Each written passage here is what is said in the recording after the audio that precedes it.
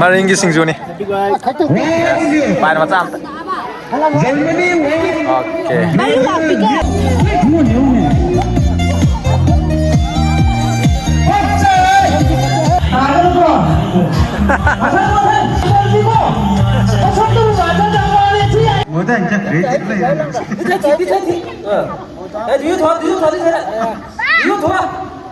Oke. Ready? 1, 2, 3.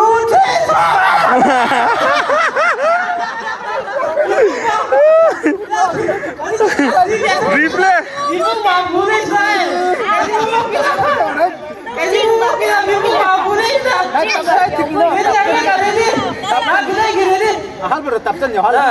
Ready? 1, 2, 3.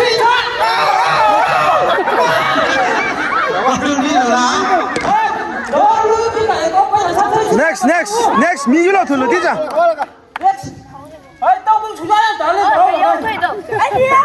Không sao cả thế nào. Không quá đâu. Nước băm. Mà xin qua xin luôn. Xuân tâm người ta đi mà. Đi tâm. Quá cả thế. Đi tâm mà đi. Không có để chắc ra. Chân này mình thấy chút mà thằng chút. Anh sư. Anh không thân. Con đi. À. Cái xe bị đó rồi bị sao một xe nó nhiều rồi. Ra phục tục 이세이시다 무직방송으로 마이크 이제 갑니다. 이거 크리스마스 이제 이거 잠깐 낙항 바라고 방콕기로모 바라고기로모 이거 잠깐 Apa Martin lain model Christmas ibu maupun bahan gini.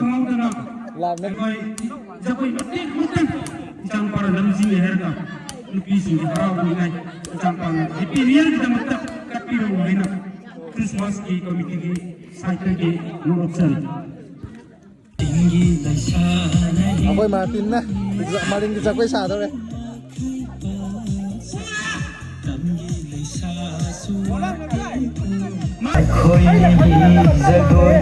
Maling kita ko'y fazay. Fazay na siya.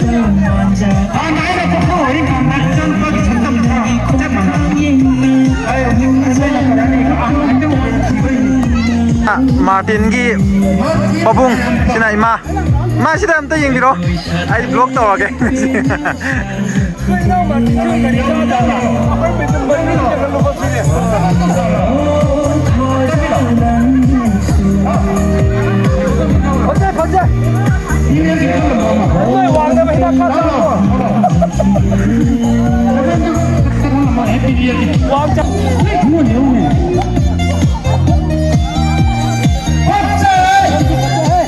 Ngasihi New Year numisida ako ginung siraba itaw Martin Christmas ibu mapumpahan gitu na lai koi belai ni boko masih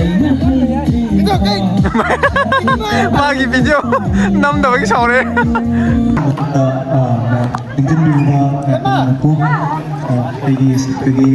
Christmas, belated Merry Christmas. Nadi kita di baca hizna. Yang asia tariba maring napasira tariba crabs ibu hena sakit pa hena nungay ako original hena ini site di nungay pause officer. Thank you all. Thank you. Thank you.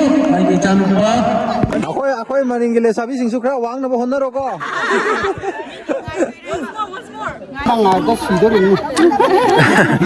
Ya mata jadi ako'y Martin lag sa lagpas eh. Ay di kanaron kal. Kamain to ke? Kamu aja nggak asyam. Kamu jam sih. Ma kamain to ke? Jam lungai. Nahan di pau pau na di ko.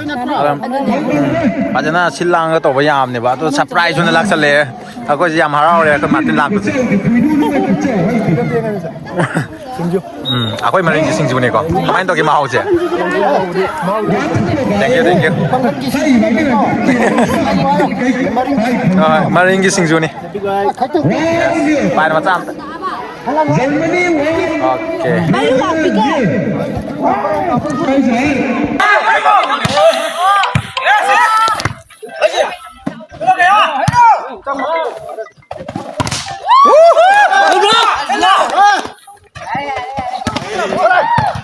Yes. Salah 15 Telangana 14. Salah 15 Telangana 14. 자, 삐로. 마틴 다 질러!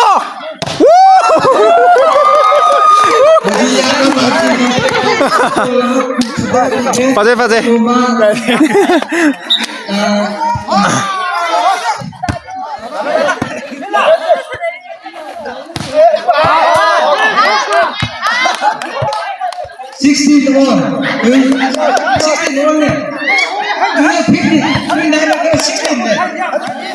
아코이 마틴 쟁가시 볼리 오이나 떡떡떡래 iPhone je shutdown da gram ne ko mi gi phone ro na mine mam quality je kitang di wala kan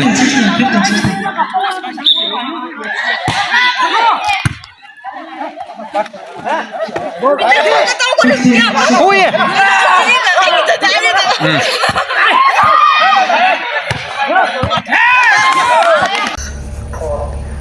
bonengi video yang kan no yang ama Yung mana hai betul cumre yung si mana hai betul si mana hai betul cumre yung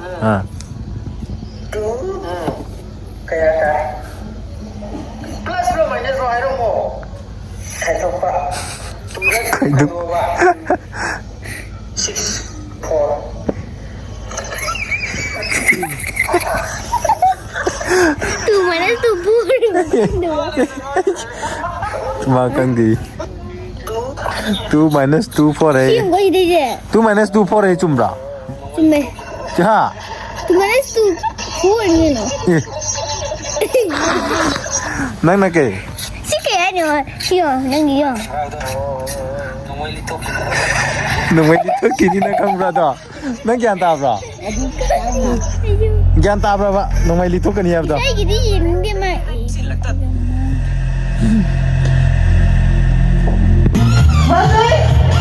Sini datang ke Lesaga. Aku tinggi Lesa. Tinggi pakang ay batare. Lai.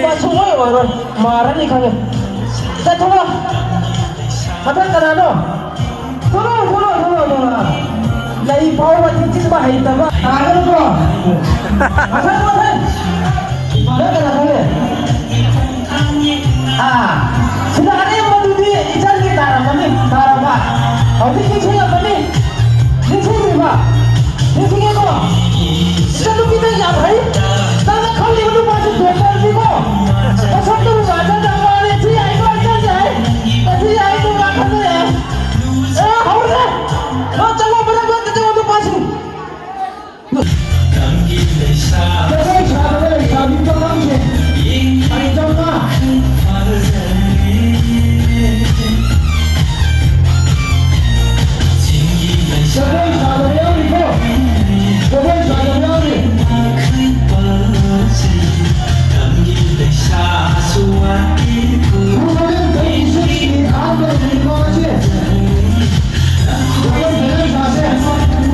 Koi operator se pata nahi hai.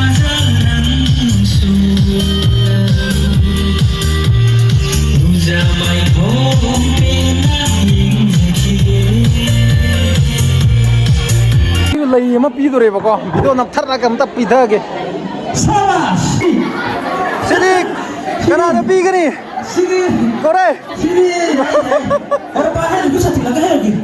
Lagi satu lagi. kore hui à thế đấy anh đi phát ra video này pi ra kia xe lao Aduda, akhirnya meru gua bahaya sudah samyau tu bahaya sudah amat cantik sih.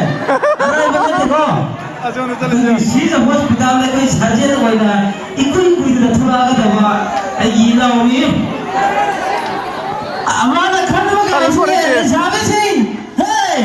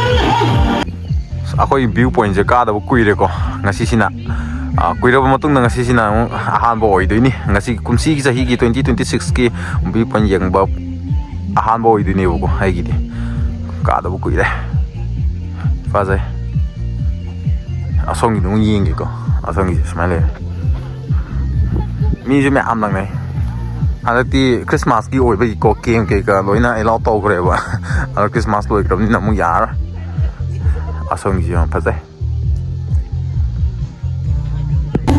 ꯃꯌꯥꯝ ꯁꯤꯁꯤꯅ view point ꯃꯊꯛꯇꯅꯦꯕꯀꯣ ꯑꯌꯨꯛ ꯉꯟꯇꯥ ꯂꯥꯛꯑꯒ ꯑꯩꯈꯣꯏ ꯈꯨꯟꯒꯤ ꯑꯣꯏꯅ ꯁꯦꯀ꯭ꯔꯦꯇꯔꯤꯒꯤ ꯃꯥꯒꯤ bag ꯃꯥꯡꯈꯤ ꯍꯥꯏꯕꯒꯤ ꯑꯩꯅ ꯂꯥꯛꯄꯅꯦꯕꯀꯣ ꯑꯗꯨꯗ ꯁꯨꯃꯥꯏꯅ ꯂꯩꯔꯝꯃꯦ ꯀꯥꯗꯕꯁꯨ ꯀꯨꯏꯔꯦ ꯑꯩꯁꯦ ꯚ꯭ꯌꯨ ꯄꯣꯏꯟ ꯌꯦꯡꯕꯁꯦ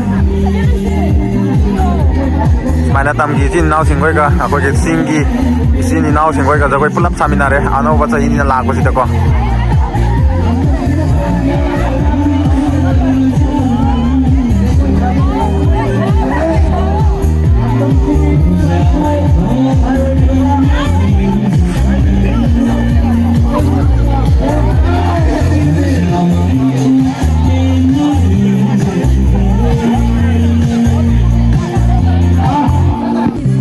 Ngarang 2026 ki New Year din numita nundaram gi pung taret makai taba matam sida kun gi authority gi bek ama mangre bek ki machu du di green aduga manungda restar ai gi kun gi income expand atete restar mayam amasu KCR gi yaugre madu kana gumna madu pashin biba lanna ona ginna pukhiba yauragadi akoi gi contact number sida adum line tabi phone tawbiro aduga awamana adum tawjage contact number di 70851999066 amuka hana ajage 70851999066 sida adum tawbiro aduga hariba secretary ki number amasu pijage 98630630734112 CTH yaima secretary ki number da adum contact tawbiu aduga kanagumna ondana passion kiba leragadi angtang nungsibiduna madugi pochai du dakar mana oina yam dakar oiba minister mayam yawgani madu maram duna akhoi da chinabiu aduna kungi on behalf tagi request tawjari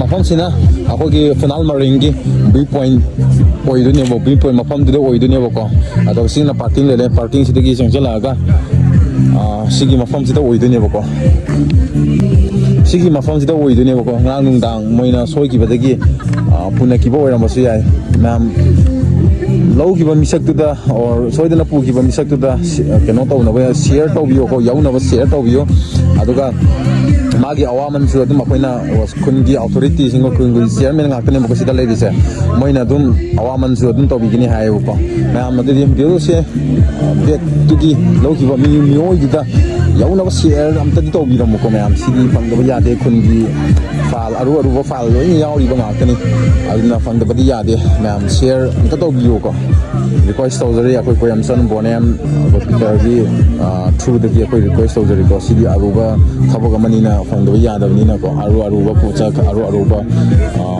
ꯀꯦꯁꯀꯤ file ꯃꯌꯥꯝ ꯂꯣꯏ ꯌꯥꯎꯈ꯭ꯔꯕꯅꯤꯅꯀꯣ ꯑꯇꯣꯞꯄ ꯃꯆꯥ ꯃꯁꯨ ꯌꯥꯎꯈ꯭ꯔꯕꯗꯤ ꯍꯣꯏ ꯌꯥꯎꯖꯈ꯭ꯔꯁꯅꯨ ꯑꯗꯨꯒ ꯐꯥꯏꯜꯒꯨꯝꯕꯁꯤꯗꯤ ꯈꯨꯟꯒꯤ file ꯉꯥꯛꯇꯅꯤꯅꯀꯣ ꯑꯔꯨꯕ file ꯉꯥꯛꯇꯅꯤꯅ ꯚꯤꯗꯤꯑꯣꯁꯦ ꯁꯣꯏꯗ ꯂꯣꯏꯁꯤꯜꯂꯒꯦ ꯚꯤꯗꯤꯑꯣꯁꯦ ꯌꯦꯡꯕꯤꯕ ꯇꯥꯔꯒꯗꯤ ꯁꯤꯌꯔ ꯑꯗꯨꯝ ꯇꯧꯕꯤꯔꯝꯃꯨꯀꯣ ꯃꯌꯥꯝꯗꯒꯤ request tawzare